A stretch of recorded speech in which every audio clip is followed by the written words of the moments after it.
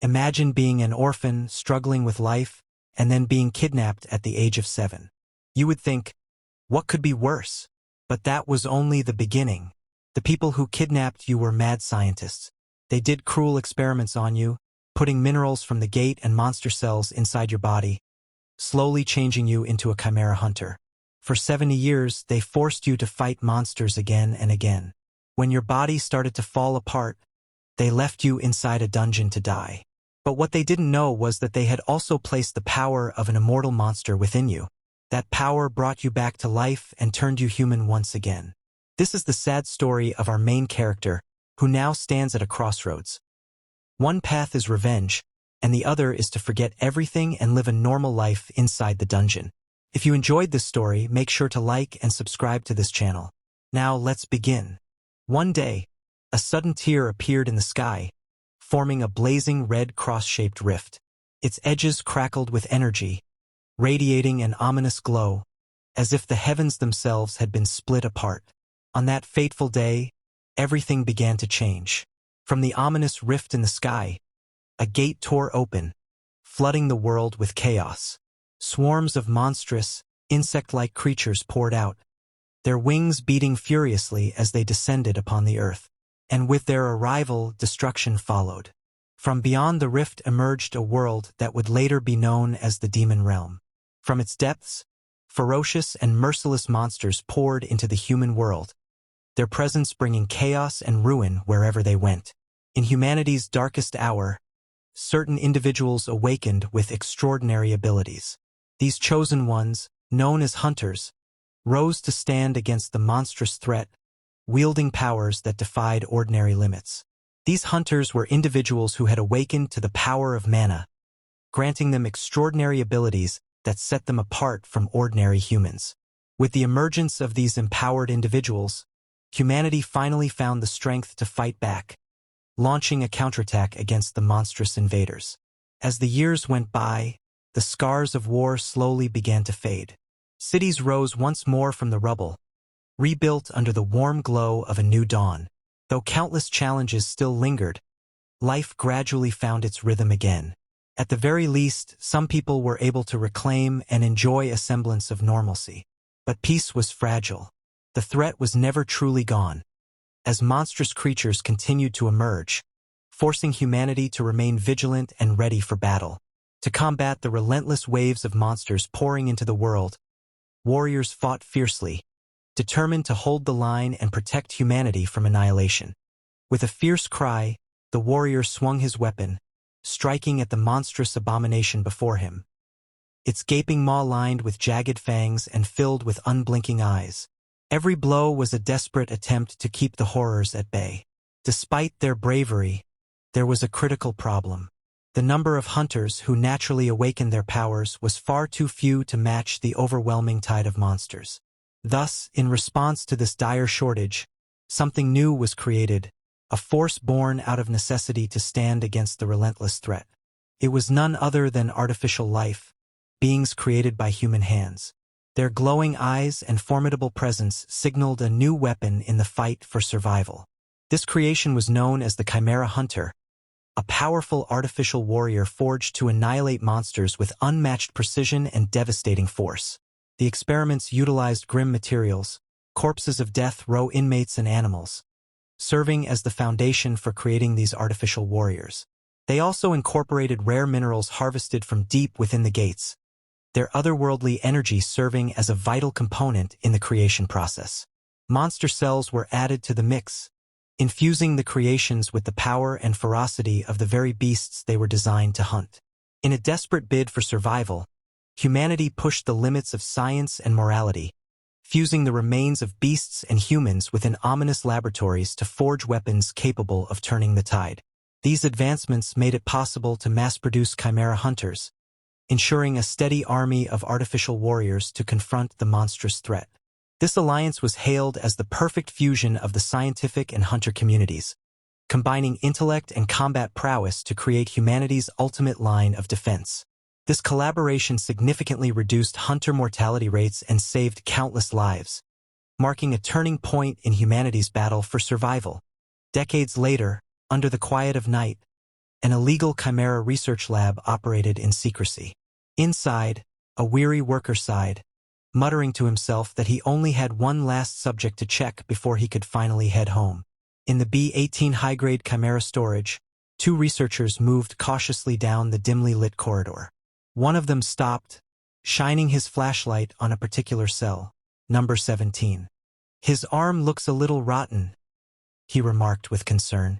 One researcher shouted urgently, "Hey, don't go near him." The other, unfazed, replied calmly, "It's fine. His brain is damaged.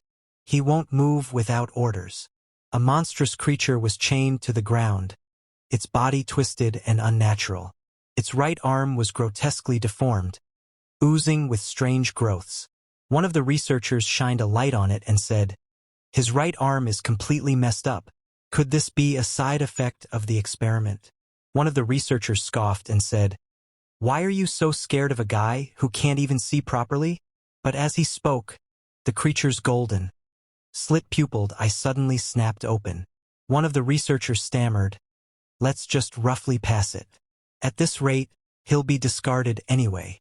The other gave a casual nod and replied, "All right, man." The chained creature sat silently in the dimly lit cell, its piercing eyes locked on the two researchers. Neither spoke, the heavy atmosphere pressing down on them as the sound of chains subtly echoed in the air. Inside the lab director's office, a cold and detached voice declared, "Number 17 is now useless," sealing the creature's fate without a hint of remorse. One of the scientists reported, "His body is too badly damaged. If it were anyone else, it would have died already." The lab director, seated behind his desk, responded coldly, "How much longer does it have?" One of the scientists replied, "A month at most." The other nodded in agreement, adding, "I agree." The man smirked slightly and said, "Deploy him in this gate blockade operation. Have him guard the rear when the hunters retreat." Under the dim, cold light, the chained beast lay battered and bloodied. The directors commanded the researchers not to input a return command. Far away, in the scorching skies of the Demon Realm's Rocky Mountain region, the ground cracked beneath a lone figure. Golden streaks of power burst through the air. From the red sky above, a massive golden-scaled beast dove with its jaws wide open, teeth glinting menacingly. Its roar shook the heavens as it descended upon the horned figure below. Number 17 braced himself, his clawed legs digging into the ground as golden energy swirled around him. Blood ran down his back, but his eyes were fierce. The golden beast lunged, but number 17 swung his massive claw and ripped it apart in midair. Suddenly, the ground around him shattered violently as fiery projectiles rained down. Explosions filled the battlefield with smoke and fire, but number 17 stood tall, his eyes fixed ahead. From the cracked earth, a monstrous plant-like beast erupted, roaring as venomous vines whipped outward. The ground shook, but the white-haired number 17 didn't flinch. His massive clawed limbs crushed the earth as his glowing eyes radiated killing intent. With a burst of power, he launched into the sky, leaving a blazing trail behind him. The plant beast recoiled in fear, but it was too late. Midair, number 17 twisted and struck, his claws slicing the monster apart, chunks of red flesh raining down across the battlefield. Explosions shook the battlefield, debris flying everywhere. Number 17 opened his jaws wide, rows of sharp teeth gleaming as blue lightning sparked around them. In his mouth, a glowing sphere of energy formed, building up for a deadly attack. A flash of blue lightning blasted from his maw, shooting down like a spear of pure destruction. The beam struck its target directly, scorching everything in its way. The creature was swallowed in the blinding light, its body convulsing as it let out a terrible scream.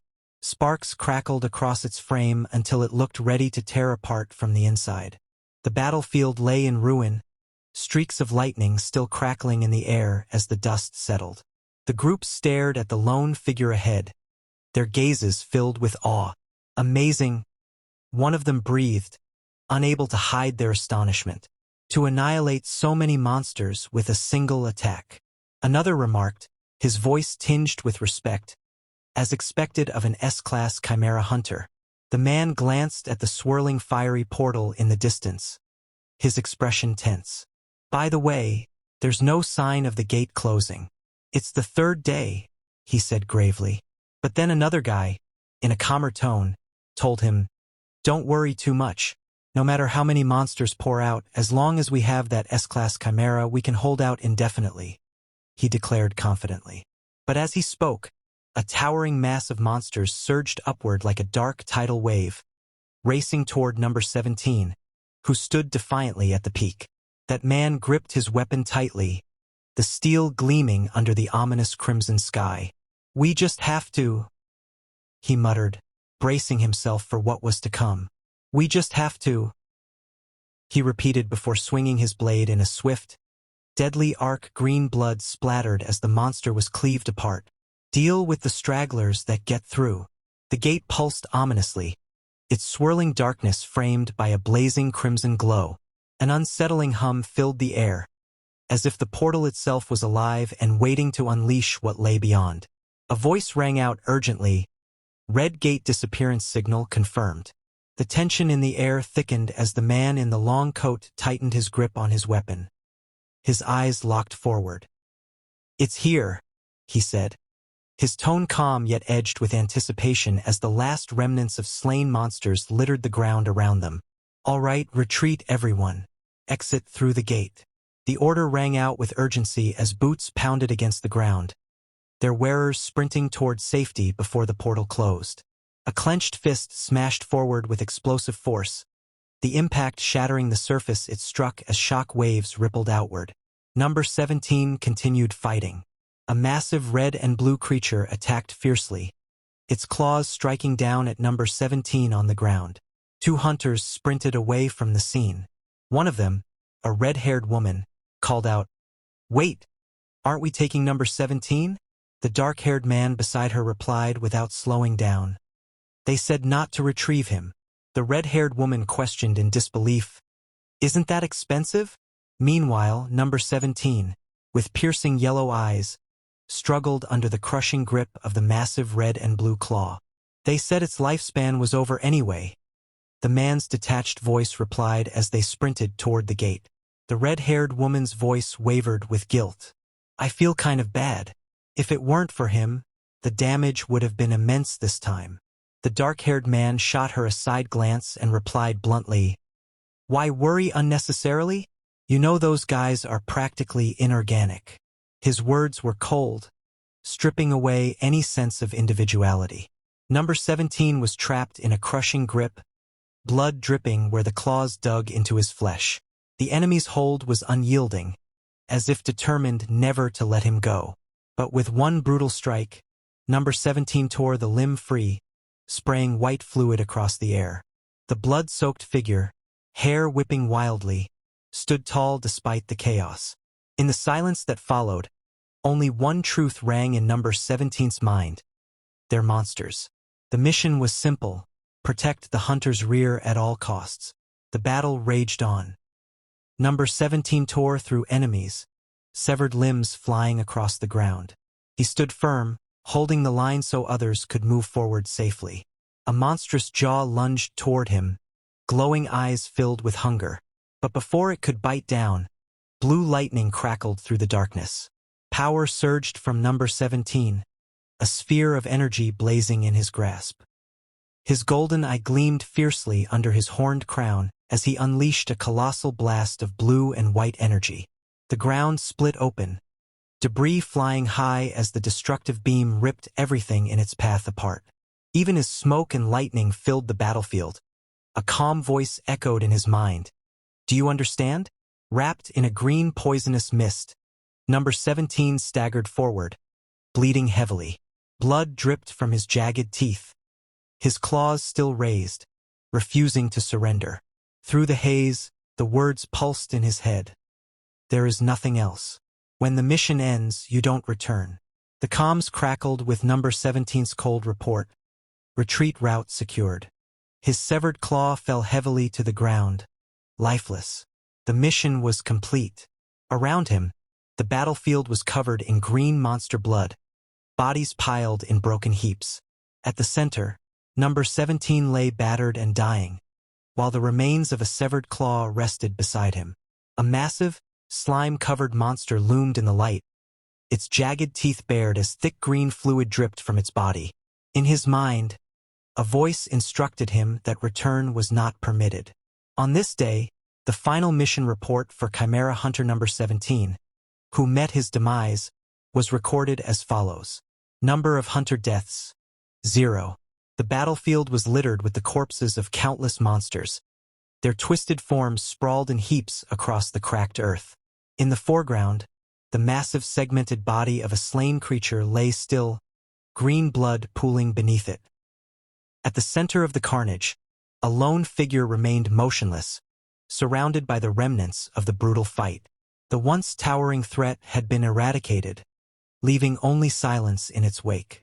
Total number of monsters subjugated, 1,823. The staggering count was a testament to the scale of the battle. One hunter against an overwhelming tide of monstrosities, leaving behind nothing but carnage. At the moment of death, in number 17's mind, fragments of an unrecorded past began to surface. He recalled that he had once been a complete human and that he was kidnapped at the age of 9. Starting from that memory, a panorama of number 17's life began to flash before his eyes. Unfortunately, number 17's damaged brain couldn't fully comprehend the meaning behind those scenes. He calmly watched his past life unfold. 79 years ago, at the District 13 orphanage, a man stood outside holding a baby. Looking down at the child, he read softly, "The child's name is." 70 years ago, a boy sat silently on a chair, his head lowered. A man stood before him, scolding. "You hit a friend with a stone because they teased you a bit. How many times has this happened now?" The boy remained wordless. Snow fell quietly outside as the doors slammed shut with a loud bang. "We can't keep you anymore." With those words echoing in his mind, the boy stepped out into the falling snow, arms crossed against the cold, leaving the orphanage behind. The boy collapsed face first into the snow, his breath visible in the freezing air. A looming shadow stretched over him, hinting at someone or something approaching. One of the men scoffed, remarking on how, in the slums, children could be found rolling around in the snow. Another voice followed, cold and transactional, asking, "How much is all this?" Strapped to a cold metal table, the boy lay motionless, his limbs bound by restraints and electrodes fixed to his skin. His mouth was gagged, preventing any cry for help. A gloved hand loomed over him, holding a syringe filled with a mysterious purple liquid. From somewhere in the room, a voice questioned with chilling detachment, "Is it a new experimental subject in a dimly lit laboratory?" Several scientists stood around the restrained boy, discussing his identity with clinical detachment. "What number?" one asked. "It's number 17, another replied without hesitation. A quiet observation followed, laced with grim certainty. Spells must have been cast to ensure there was no chance of escape. One of the masked scientists gave a curt order. "Okay, record it." Another, holding a clipboard, noted in a clinical tone, "Number 17, S+ silkworm larva cell injection." Number 17's restrained hand twitched violently, the black tattoo stark against his pale skin. One of the observers spoke with clinical anticipation. "Let's watch now. What kind of reaction will appear?" One of the researchers stared at the readings in disbelief. "No side effects." Another observed the restrained boy in the chair and added, "A special ability has appeared, but his human form and ego are maintained." One of the researchers examined the data carefully and remarked, "It seems he has a unique constitution." Another, with a cold and clinical tone, ordered, "Keep implanting various things until there's a reaction." The group of scientists huddled closely together under the harsh white light, their lab coats forming a wall of secrecy. Whatever they were observing demanded their full attention. The air in the dimly lit lab grew thick with tension.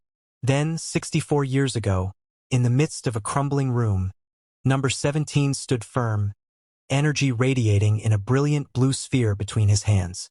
The ground beneath him cracked from the force, while behind him, two figures struggled, one coughing on the floor and another cowering in fear. In front of him, a beast with golden fur and a spiked crest loomed, the tension between them crackling in the air. A massive horned insect-like creature with a yellow and black armored body charged forward at full speed. Its jagged jaws were wide open in a feral roar, sharp fangs bared, and its bladed wings cut through the air as it hurtled toward its target with deadly intent. The blurred cityscape behind it made its speed and ferocity even more terrifying. The monstrous hornet lunged forward with blinding speed, but suddenly a brilliant sphere of blue energy surged toward it. The intense light illuminated its snarling jaws and menacing stinger. Moments before the inevitable impact, Number 17 extended his gloved hand toward the incoming force, blue energy swirling violently at his command. Sparks of flame danced along his arm, and the ground beneath his feet cracked and splintered from the sheer power radiating outward. The woman, clutching a young girl tightly in her arms, looked up with a relieved smile. Her voice trembled with emotion as she said, "Thank you for saving me." The fear in her eyes was slowly replaced by gratitude, while the child held on to her quietly, still wary of their surroundings. One of the uniformed men, his shoulders heavy with guilt, looked at Number 17 and said, "I'm sorry to put such a burden on a child like you, Number 17. His face calm and voice steady. Number 17 simply replied, "It's fine." The scene shifted to a pair of sturdy black boots stepping onto the cracked ground, the words 59 years ago marking the moment. Number 17 stood in the middle of a ruined battlefield, surrounded by shattered debris, the severed limbs of monstrous creatures, and craters embedded in the ground. His mind felt clouded, his thoughts fragmented. Why am I here? The question echoed in his head as he struggled to recall anything. What was I doing just now? He wondered, staring blankly at the carnage around him, as if a crucial piece of his memory had just slipped away. From behind, a man in a white lab coat with round glasses called out, "Oh, Number 17, why did you stop?" There was a faint, almost mocking curiosity in his tone as he added, "Did your memory get confused?" His calm demeanor contrasted sharply with the chaotic battlefield around them. The man in the white lab coat threw his arms wide, his face lit with unsettling excitement. "Your side effects have finally begun," he declared almost gleefully. Standing a short distance away, Number 17 stared at him in confusion, his thoughts clouded. "Side effects," he echoed silently, unsure of what the scientist meant. The man in the lab coat carefully documented his observations, noting, as a result of implanting over 500 types of monster cells for 15 years, 54 years ago, deep within a secret laboratory, relentless experiments took place. The result was extraordinary. A being with power beyond measure, possessing at least an S-rank hunter classification, his true strength practically incalculable. Now bound in heavy chains and drenched in blood, Number 17 sat restrained in a chair, his monstrous aura radiating in the dim light. The scientist, unable to hide his manic pride, declared him the lab's greatest success. 20 years ago, a gloved hand held out a piece of raw meat, the gesture deliberate and coaxing. "All right, Number 17. Good boy." The voice called out softly, as if speaking to something dangerous that needed careful handling. The young woman flinched back in shock as a large bird-like creature with sharp features and blazing orange eyes lunged toward her. "Whoa!" she exclaimed instinctively, stepping away from the sudden aggressive movement. The woman crouched a short distance away, smiling in satisfaction. "See, I told you it would eat," she said, watching the creature tear into its meal. This monster was Number 17. Nearby, a mother turned away in disgust. "It's gross." A man gently covered his young son's eyes. "Don't look at things like that," he said firmly. 3 days ago, a blinding surge of energy erupted in the air, splitting the sky with crackling light. Number 17's golden eyes widened, reflecting the storm of power as arcs of electricity danced violently around him. massive and grotesque. Number 17 let out a final haunting roar as his body began to dissolve into fragments of light. His fading voice echoed through the air, repeating in a broken mechanical tone, "All missions complete." As the sun dipped low on the horizon, its golden rays illuminated a vast, jagged chasm that tore through the barren land. The ground was littered with bones and remnants of the fallen, a silent testament to the devastation that had unfolded here. A haunting wind whispered through the canyon, carrying with it the echoes of battles long past. Amid the desolate expanse, a single weathered bone lay half-buried in the dust. The bone shifted suddenly, scraping against the dry earth as if stirred by an unseen force. In an instant, with a blinding pillar of light, the bone erupted from the ground, tearing through the darkness and piercing the sky. A massive spinal column brimming with crackling energy shot up from the earth, each segment pulsing with unnatural vitality. The narration echoed ominously. This was no ordinary relic. It carried within it the combined power of 527 different types of monster cells, a grotesque fusion of countless creatures' strengths.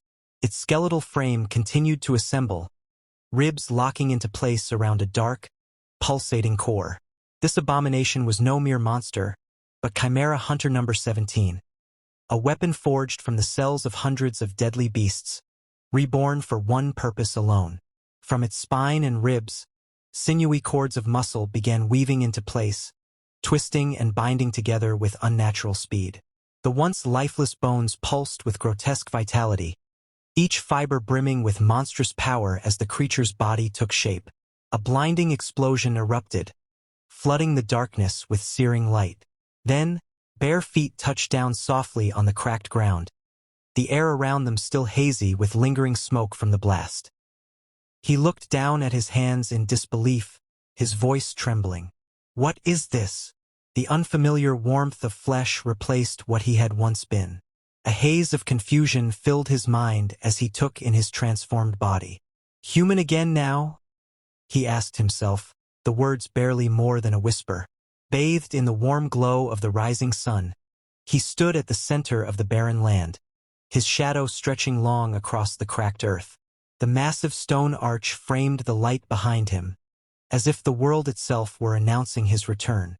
Revival. The man stood there looking down at himself in disbelief. His voice trembled as he wondered if he had truly returned to being human again. He looked at his hand, noticing the monstrous claws that had formed. Although he appeared human, he realized that the monster cells within him still remained, meaning he couldn't truly call himself human. Reflecting on the situation, he thought that a lot of time must have passed. And since the lab hadn't come to retrieve him, something unusual was going on. He realized he had been discarded. The experimental number once engraved on his wrist had vanished as well. Looking at his hand, he wondered if this meant he was finally free, no longer bound to the lab or its control. Thinking about the nature of this power, he concluded that such a transformation could only belong to an immortal type ability. He understood the nature of the ability. It allowed the body to revive up to 3 times as long as its core remained intact and wasn't destroyed. He recalled how it was believed that human and immortal cells could never fuse. Yet looking at himself now, he realized that his body had fully recovered, restored to its peak condition. He realized that with all the side effects of the experiment gone, his condition had reached its best state. The constant haze that clouded his mind since the beginning had finally lifted. Even the spells engraved on him to prevent escape or rebellion had completely disappeared. He thought to himself that if his existence as experiment number 17 had truly ended, then perhaps it was finally time for him to live a normal life as a human. He reflected that number 17 was nothing more than a label forced on him by the lab. His true identity had been buried beneath that number. He remembered someone once telling him that while he might seem rough or even unstable, he should strive to live with purpose by consciously helping others. He recalled the words spoken to him. If he could live a life helping countless others, that would give him true purpose. And in that moment, his original name came back to him, Cheon-dun. He scoffed at the idea, calling it nonsense. To him, the thought of helping others felt meaningless. After all, How could an orphan who grew up in the slums possibly be capable of saving anyone else? It didn't make sense. He stood at the edge of the cliff, staring into the vast horizon as the sun set. With his thoughts heavy, he questioned what path he should take now. The idea of revenge echoed in his mind, tempting him as a possible answer. He realized that revenge wasn't something he could pursue blindly. It required a clear target standing before him, someone to focus that rage upon.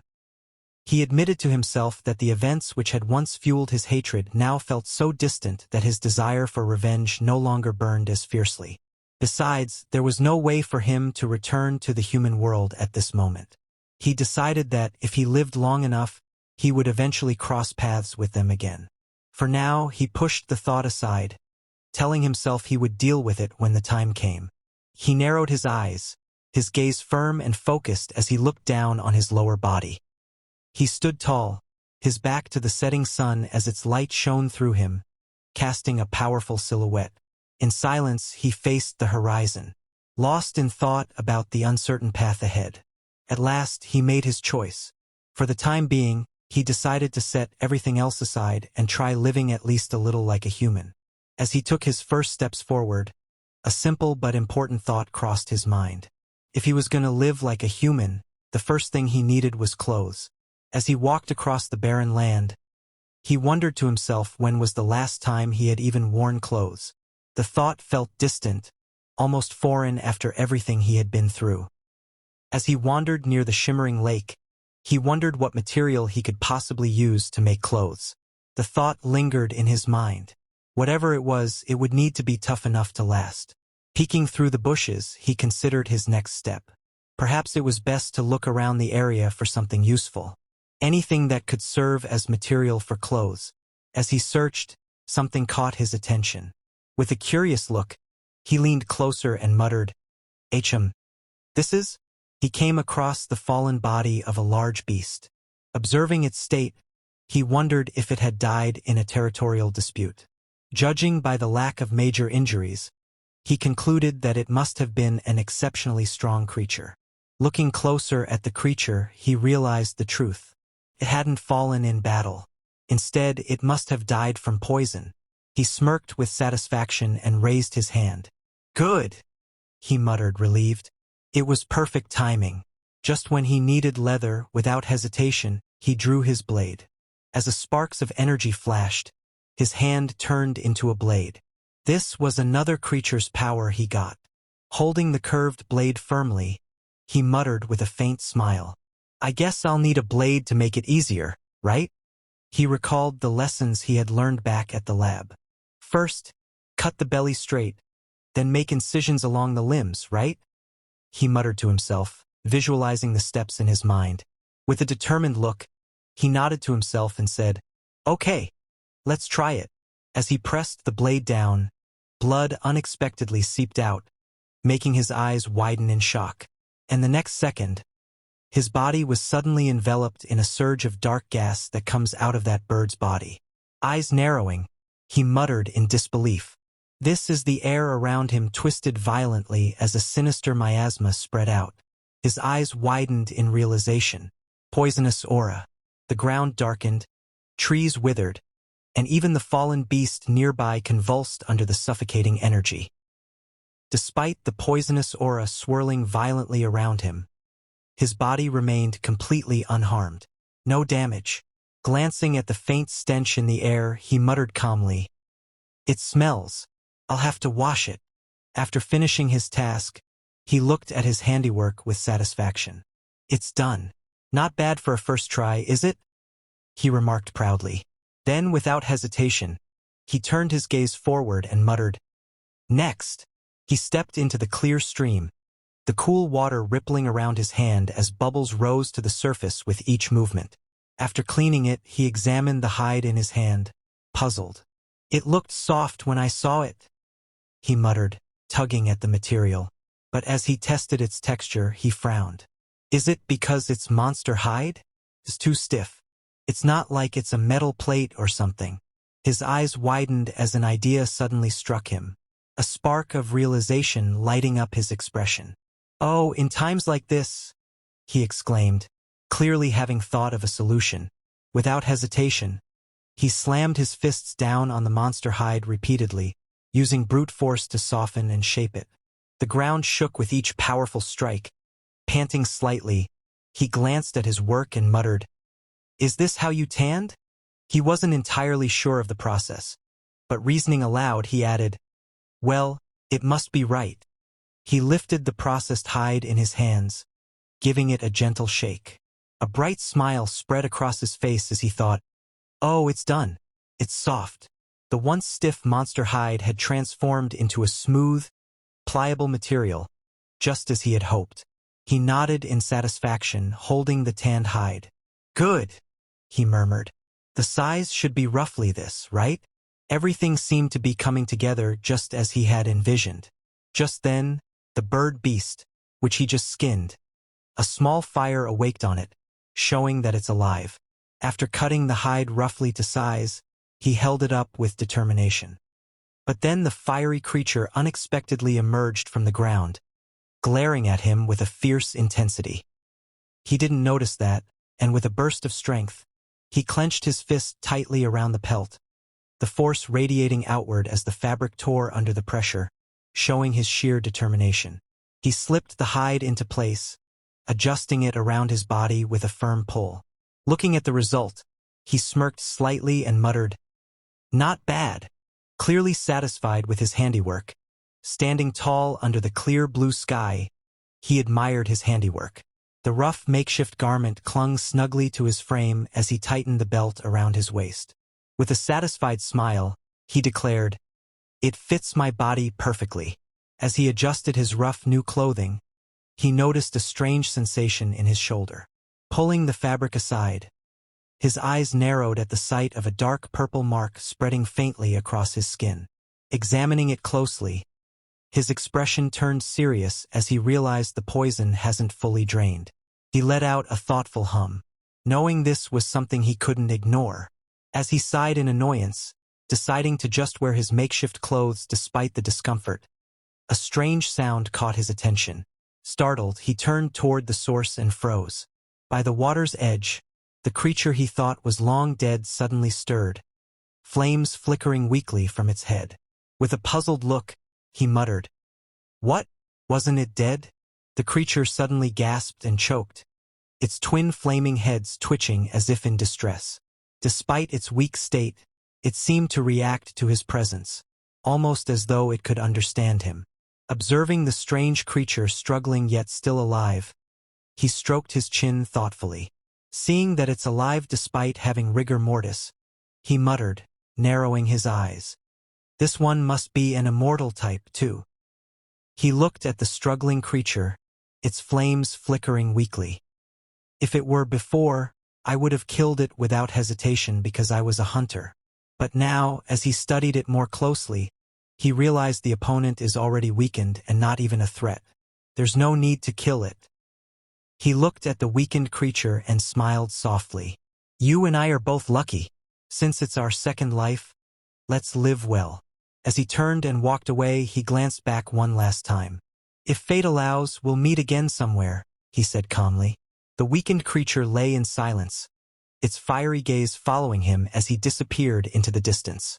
Bare footsteps echoed softly against the rocky ground as he slowly emerged from the shadows, each step carrying an eerie weight in the silence.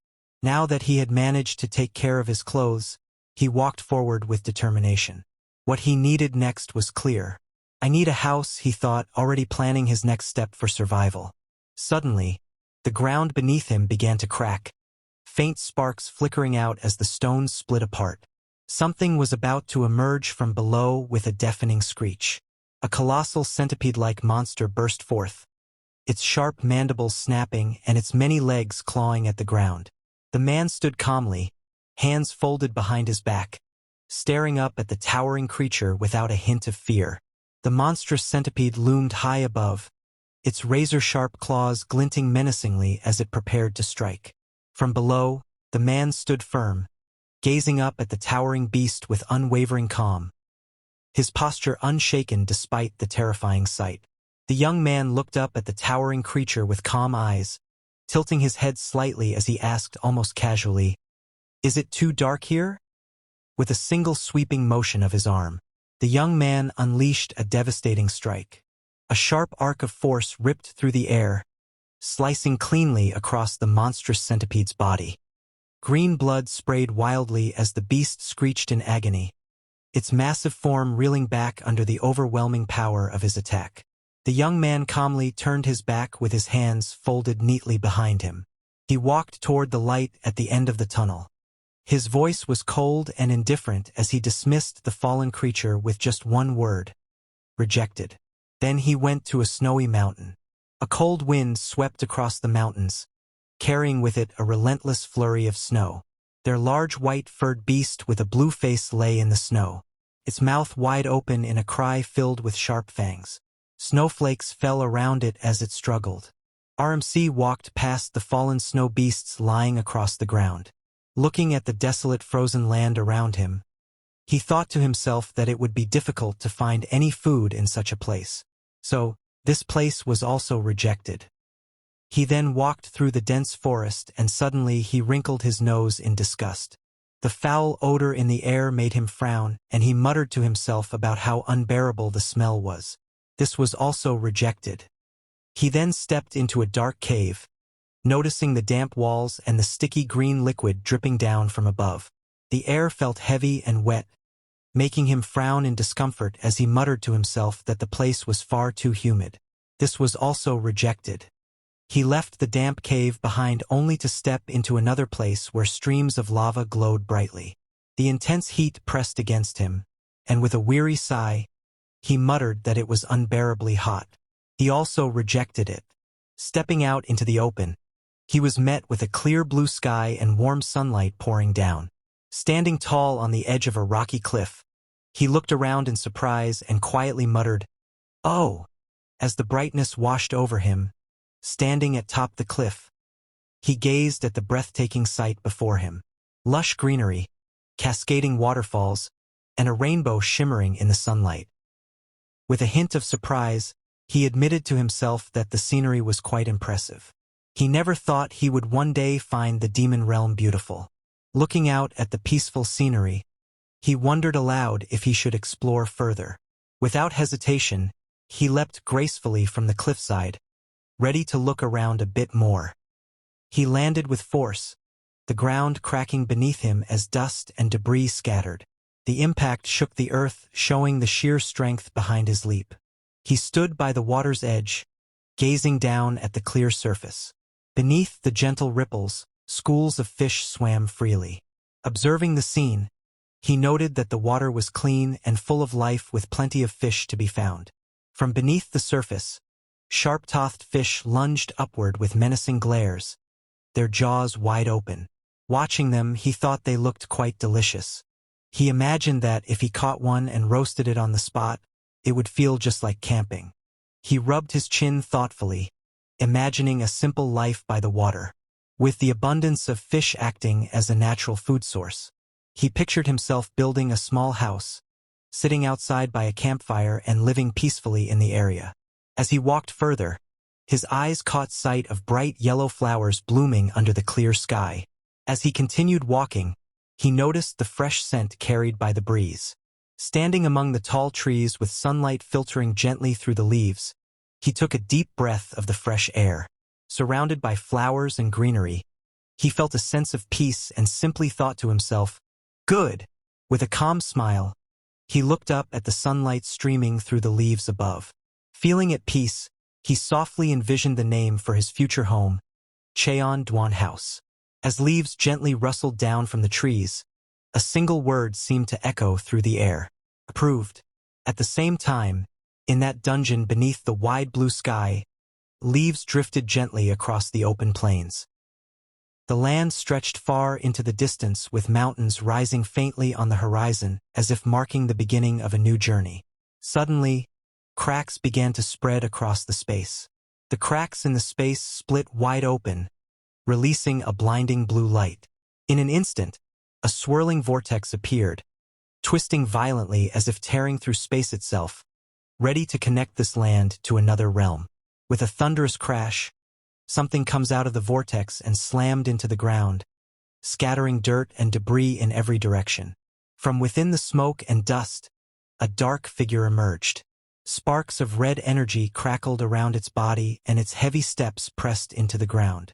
Through the smoke and glowing embers, a robot-like figure appeared, its eyes burning a deep, menacing red. Sparks of energy flickered across its body as it looked around, its mechanical voice echoing with a question. This is the demon realm. On the other hand, our MC clenched his fist, determination shining in his eyes. He told himself that the first step would be finding a proper site to build his house, setting the foundation for the life he envisioned. With a powerful motion, golden energy burst forth from his hand, arcing through the air. It shot downward like a blazing streak of light, slamming into the forest below with explosive force, marking the spot where he intended to build his home. The golden energy struck the forest floor with blinding force, instantly slicing through the massive trees. MC surveyed the fallen trees and the cleared land with a nod of satisfaction. This much for the site should be enough, he murmured, acknowledging that the space was now ready to begin the next stage of construction. With a wave of his hand, the logs floated up, bound by glowing strands of energy. He carefully separated the sturdy, well-preserved trees from the rest. MC stood with his arms crossed, gazing at the neatly stacked logs. This many trees should be enough, he muttered thoughtfully. Then his eyes shifted to the stumps scattered across the clearing, a slight frown crossing his face. Is the floor too uneven? He wondered, already considering the next step in preparing the site. MC gripped tightly and pulled with all his strength. In an instant, the ground erupted with a thunderous crack as roots and earth were torn apart. Splinters, soil, and leaves burst into the air, the sheer force of his action flattening the uneven land beneath him. He looked over the vast cleared land, satisfied with the result of his effort. The once uneven ground was now leveled, open to the sky. He pressed his hand firmly against the wooden surface, his thoughts calm and focused. I just moved my hands and feet as my heart guided me, he reflected, allowing instinct to lead the way rather than overthinking. Balancing the massive log on one shoulder, he examined the ground carefully. First, I'll plant pillars at each corner, he muttered. The heavy logs sank into the ground with a solid thud as he planted them firmly in place. What do they call this? Free will? He wondered, a faint smile tugging at his lips. Despite the sweat on his brow, there was a lightness in his heart. Anyway, it's fun. Is it because it's my first time building my own house? He thought, feeling an unfamiliar sense of satisfaction. He moved quickly, almost like a blur, placing one plank after another with steady precision, straightening the base of the structure.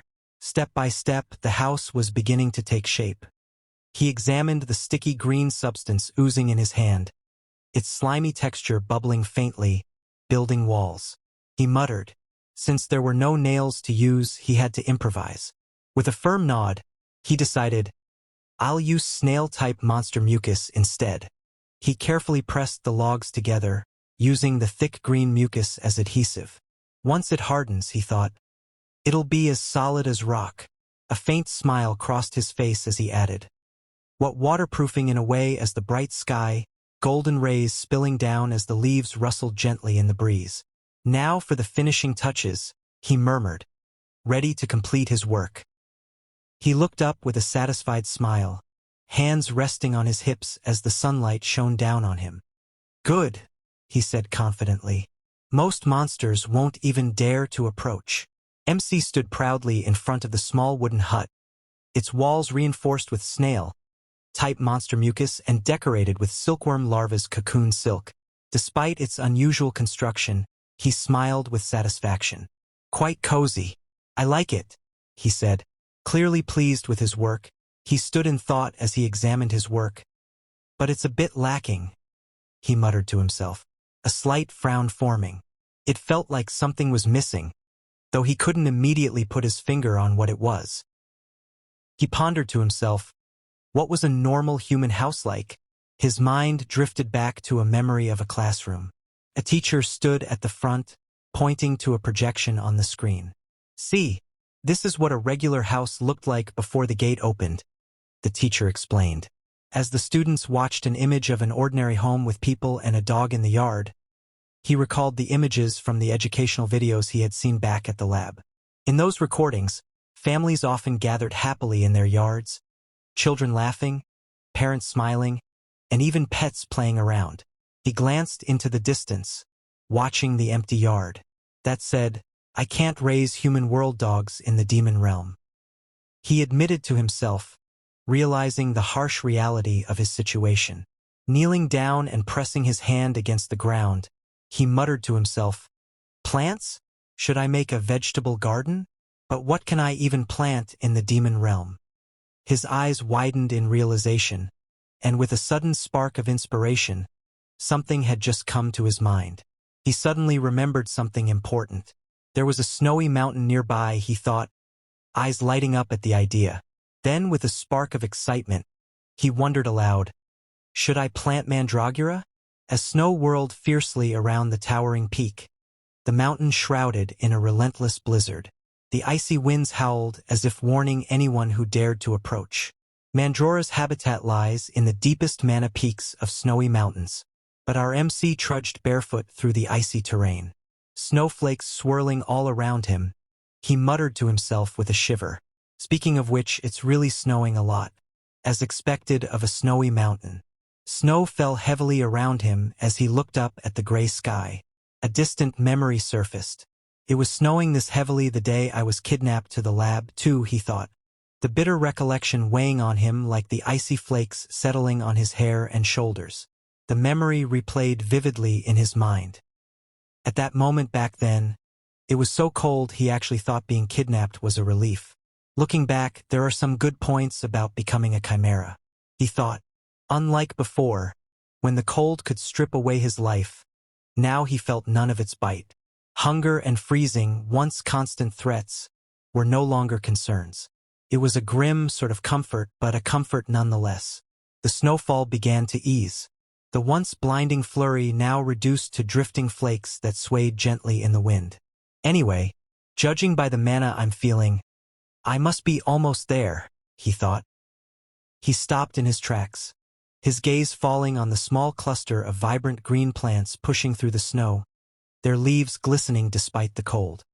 "Found it," he muttered with relief. Luckily, it wasn't a wasted trip. MC knows that plants in front of him has fragile nature. Mandragora are sunfish-like monsters, highly vulnerable to stress. They can die from even the smallest environmental changes. MC crouched in the snow, carefully examining the plants. If I'm going to relocate them, I guess younger, more adaptable individuals would be better, right? He muttered to himself with a measured decision. He concluded, just 3 roots would be enough. As he yanked the mandragora from the ground, the realization struck him immediately. They're going to scream. I should have covered my ears. As he pulled the plant from the ground, instead of a scream, the little mandra let out a soft sound. The small creature wiggled in his hand, its leafy head swaying and its round body covered in bits of soil. He blinked in surprise and thought, "Huh? What is this?" He carefully pulled out another mandragora. The tiny creature blinked and let out a soft sound. He looked at it in surprise and thought, "One more." He stared at the tiny creature in his hand and thought in disbelief. This one, too. The little mandragora wriggled loudly, surprising him even more. He looked at the little creatures in disbelief and thought, "No way. Are they?" The tiny mandras wriggled in his hands, making soft noises. Watching them closely, he wondered, are they sleep-talking? It was well known that mandragora scream is actually a phenomenon that happens only when humans artificially cultivate them. It was revealed that in the low-mana human world, when mandragoras are placed under extreme stress, if they are forcibly pulled out, they let out a terrifying scream and die as a result. MC observed that since this was the demon realm, the mandragoras didn't scream when pulled out. However, what puzzled him was their lack of resistance. At this point, they should have been struggling desperately to escape. Yet they remained still. He suddenly realized the reason behind the mandra's unusual behavior. Instead of resisting, they seemed to recognize him as kin. Because Mandrora cells had also been implanted in his body, he calmly tucked the small Mandroras away, relieved by how easily they accepted him. With a faint smile, he thought that this worked out well. After all, it was better for them if they felt less stressed. MC began to imagine the possibilities for the future. Once the Mandroras had grown well, he thought perhaps he could ask them for a few root tendrils to brew tea or even enjoy their fruits as snacks. The thought made him smile as he pictured it vividly. He suddenly recalled an important fact. If the Mandrora fruit was forcibly picked, it would become extremely poisonous. Realizing this, he concluded that he would have to persuade them kindly instead of trying to take it by force. MC stood on the snowy cliffside, his eyes narrowing as he listened carefully. From the distance, faint cries echoed through the mountains. "It seems there are hunters nearby," he muttered. Though uncertain of their purpose, he couldn't understand why anyone would risk venturing into such a dangerous snowy mountain. He smirked with a confident glint in his eyes. Turning slightly, he asked aloud, almost playfully, "Shall I go grab some gate stone quickly?" On the other hand, two men were fighting something. One of the men clenched his teeth in fury, shouting, "Damn it!" to use us as bait and run off. His companion, gripping his weapon tightly, snapped back with urgency. "They're coming again." The tension in their voices revealed just how dire their situation had become. From the darkness of the snowy forest, monstrous creatures lunged down upon the hunters with terrifying speed. The two men on the ground braced themselves, weapons raised, but the overwhelming number of beasts was too much. A monstrous snow beast lunged forward, its gaping jaws splitting unnaturally wide. Inside its maw, rows of razor-sharp fangs glistened. But what was even more horrifying were the writhing fleshy tentacles that extended from its throat. The hunters were now face to face with a nightmare far beyond their imagination. One man thrust his hand forward, summoning a glowing blue barrier that blocked the charging beasts. The creatures slammed into the shield with force, but he gritted his teeth and held on, straining under the impact. Sweat ran down that man's face as he gritted his teeth, his expression filled with strain and fear. His strength was failing, and with a trembling voice he muttered, "No good." Cracks began to spread across the barrier, glowing faintly under the pressure. His hands trembled with effort as he realized in fear. The barrier will break soon. The cracks in the glowing barrier spread rapidly as the man's strength faltered. Beads of sweat rolled down his face while regret filled his thoughts. He cursed himself silently. "I should have just stuck to odd jobs. Why did I even volunteer to find the chimera?" The barrier finally shattered into glowing shards, scattering into the air. The man screamed in pure desperation, his voice cracking, "Help!"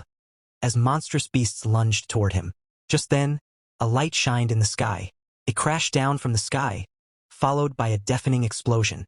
The ground erupted, blasting dirt and stone into the air as shock waves tore through the battlefield.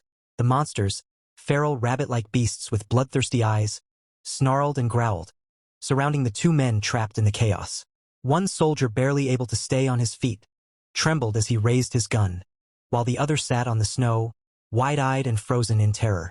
His voice cracked as he stammered, "What is that?" From within the swirling smoke, an ominous silhouette slowly began to emerge.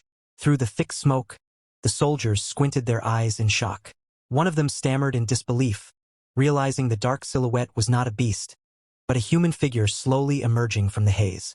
Out of the dust and smoke, an RMC finally appeared. His face was calm and unreadable, his silence carrying more weight than words. As he stood there, he narrowed his eyes at the creature before him. It looked like a snow rabbit, but its fierce glare and sharp fangs revealed it was anything but ordinary. But the snow rabbits froze in place. As an ominous presence loomed above the MC, he released his killing instinct, and a massive shadowy figure with glowing eyes appeared, its terrifying aura filling the air. The snow rabbits screamed in terror, their cries echoing through the frozen forest. Panic spread among them as they leapt and scattered in every direction, desperately trying to escape.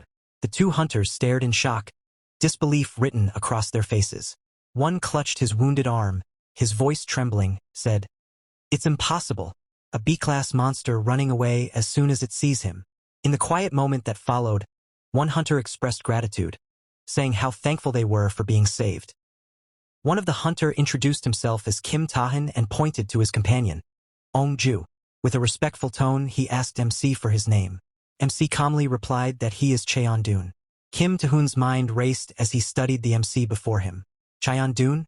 I've never heard that name before, he thought. The MC's ragged outfit only deepened his suspicion. What's with those clothes? Could he be a reclusive hunter? MC couldn't help but question, why are they here? From their appearance, they clearly seemed like a D-class hunter. There was no way they didn't know how dangerous the snowy mountain was. One hunter hesitated before replying that this is because of money.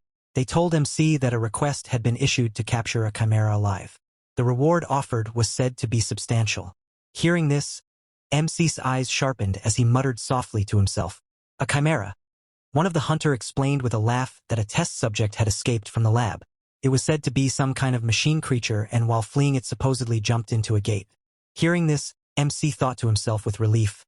If it's a machine creature, then they're not looking for me. MC made up his mind, thinking to himself, I should grab the gate stone and go.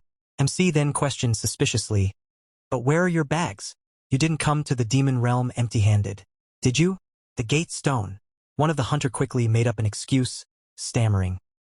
That those team members, those guys took everything and ran off, clutching his wounded shoulder. The man gritted his teeth and shouted. They intended that from the start. Inwardly, he regretted not realizing it sooner, thinking, I should have noticed when that B-class hunter offered to let me join. Those traitorous hunters laughed and fled, leaving monsters in their wake. Hearing that, MC thought to himself, then the gate stone is with them. The nervous hunters, their bodies trembling from exhaustion, pleaded with MC. Don't you have any plans to return? We're almost at our limit, you see. One stammered desperately. The other added, you know well what happens when you're contaminated by mana, don't you? They looked at him with a mix of fear and urgency, hoping for mercy. Well, the time a hunter could endure in Demon Realm varied greatly depending on their awakening grade. If they failed to return to the human world in time to purify the mana within them, most would inevitably die. But there was one anomaly. Our MC was the exception. Both of the hunters' desperate voices echoed. One asks that can't he please take them to the human world, adding that his pregnant wife is at home, but MC wasn't listening to them and was using his powers to search the other hunters. Found them, he muttered, locking onto his targets with unwavering focus.